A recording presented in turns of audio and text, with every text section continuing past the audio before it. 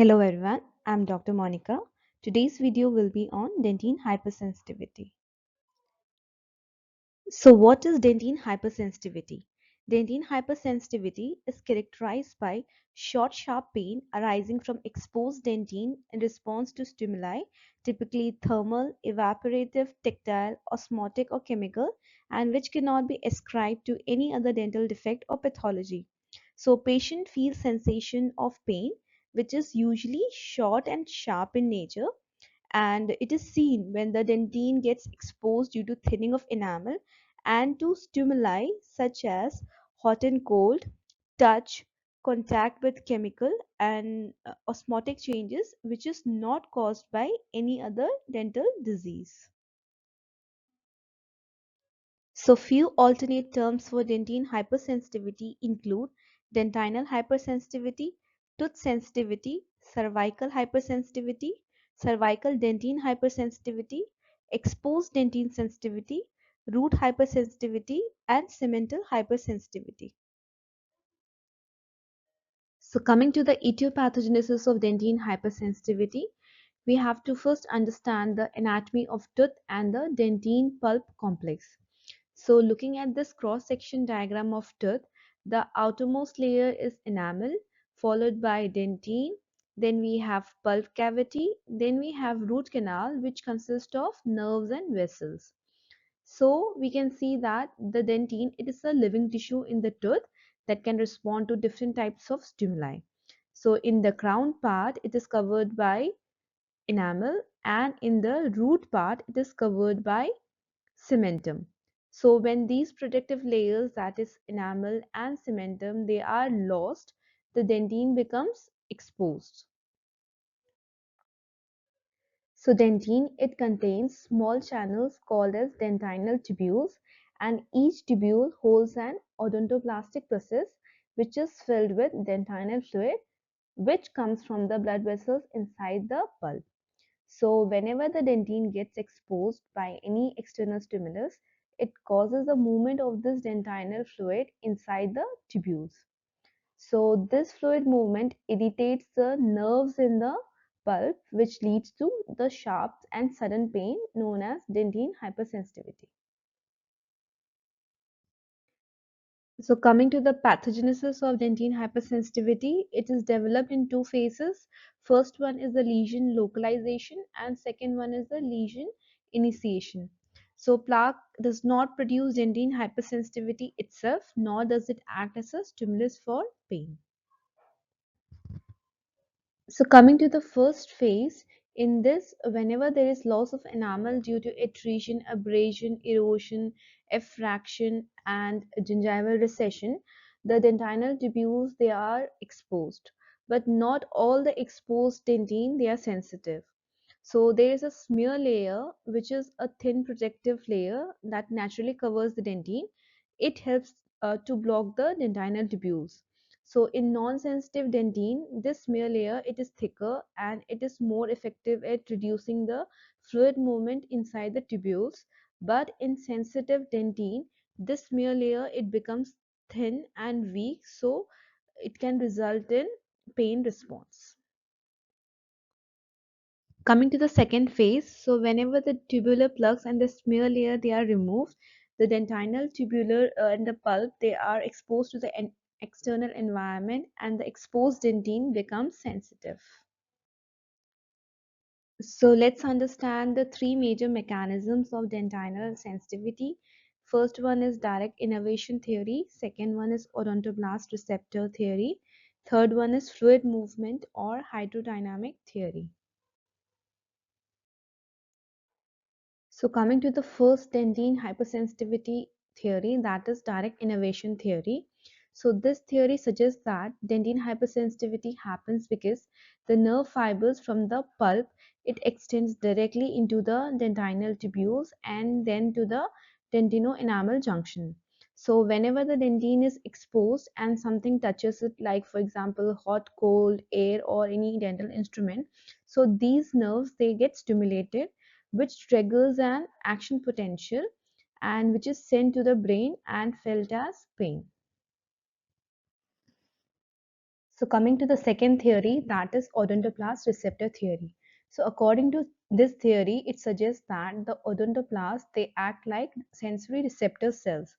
So whenever the dentine is stimulated by cold, heat, touch, etc., these odontoblasts, they detect the stimulus and then they pass the signal to the nearby nerve endings, which then send pain messages to the brain. But according to the research, uh, odontoblasts, they are not considered to be excitable cells, and also there is no synapse present between the odontoblast and nerve terminals. So coming to the third theory, that is hydrodynamic theory. According to this theory, dentine hypersensitivity, it is caused by the movement of fluid inside the dentinal tubule.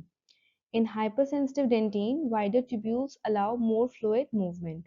So whenever there is presence of stimuli such as cooling, drying, evaporation or hypertonic chemicals, they cause the fluid to move away from the pulp dentine complex. So there is a centrifugal movement that activates the nerve endings in the dentinal tubules or pulp dentine complex, which further produce pain. So, because wider tubules permit greater fluid shifts, they lead to stronger pain response. So, coming to how to manage a case of dentine hypersensitivity. First of all, we must take complete clinical and dietary history of the patient. Secondly, we have to differentially diagnose the pain from dentine hypersensitivity from other dental pain conditions. Then we must identify and manage the etiological and predisposing factors present. Next, for mild to moderate sensitivity, we must advise at home desensitizing therapy. In case of no relief or in case of severe sensitivity, in office treatment must be initiated.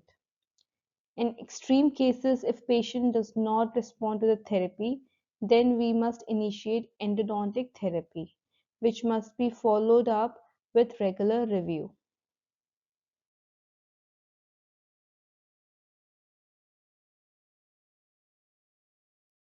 So the clinical method to diagnose dentine hypersensitivity includes: first, we can use either a jet of air or an exploratory probe on the exposed dentine in a mesodistal direction. Second, we can examine all the teeth in the area in which the patient complains of pain. Coming to the severity or degree of pain, it can be quantified according to categorical scale, that is slight, moderate or severe pain, or using a visual analog scale.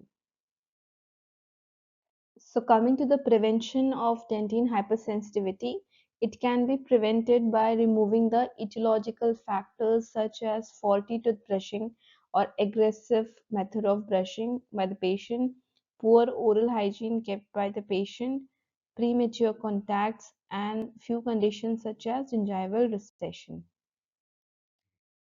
So few at-home desensitizing agents for mild to moderate pain include toothpaste, mouthwash, chewing gums, and majority of the toothpaste, they contain potassium salt, sodium fluoride, strontium chloride, dibasic sodium citrate, formaldehyde, sodium monofluorophosphate, and stannous fluoride.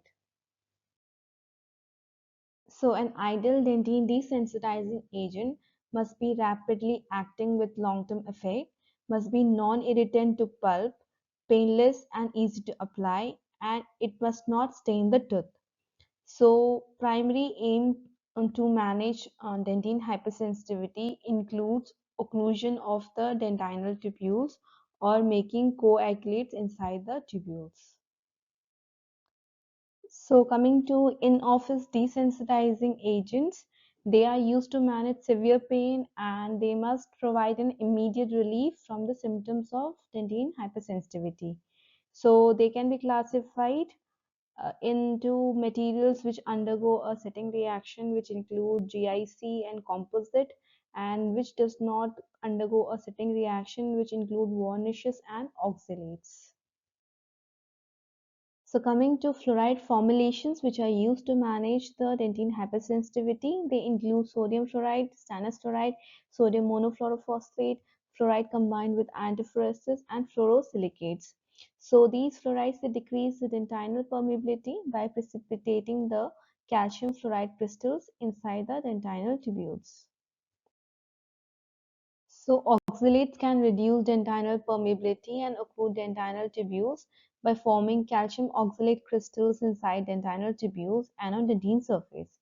So topical application of 3% potassium oxalate, it reduces dentinal hypersensitivity after periodontal therapy. So next is varnish. It is used in-office treatment for dentin hypersensitivity, and copal varnish, it is applied to cover the exposed dentinal surface, but it is not recommended for long-term management of dentin hypersensitivity. It acts as a vehicle for fluoride, and fluoride varnishes can be acidulated to increase the penetration of ions. So coming to adhesive materials, they seal the dentinal tubules by forming a hybrid layer.